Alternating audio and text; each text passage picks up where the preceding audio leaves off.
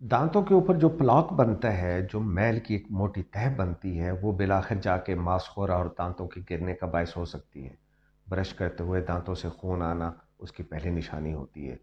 बाद में जब हम स्केलिंग के लिए जाते हैं तो 8 से 12 हज़ार रुपये डॉक्टर स्केलिंग के लिए ले लेता है।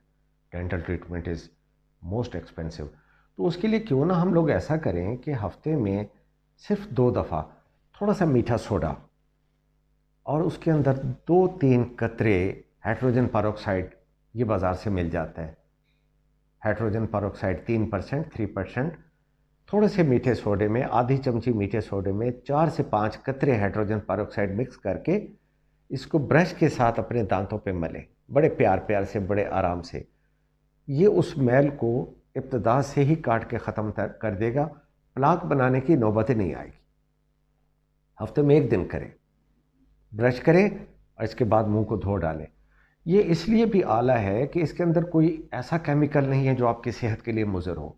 2 चीज़ें हमने बताई हैं, मीठा सोडा और हाइड्रोजन पेरोक्साइड। और मैं आपकी मालूमात के लिए बताता चलूँ कि हमारे जो मुंह का लुआब है, जो लुआब दहन है, सलाइवा है, अल्लाह ने इस सलाइवा के अंदर मीठा सोडा भी रखा हुआ है और इस सलाइवा के अंदर हाइड्रोजन पेरोक्साइड भी है। यानी ये दोनों चीज़ें क्वाइट नेचुरल हैं। आप ये ना समझिएगा कि हम कोई केमिकल यूज़ कर रहे हैं, ना, ये दोनों चीज़ें मौजूद हैं लेकिन एक लेसर क्वांटिटी में है।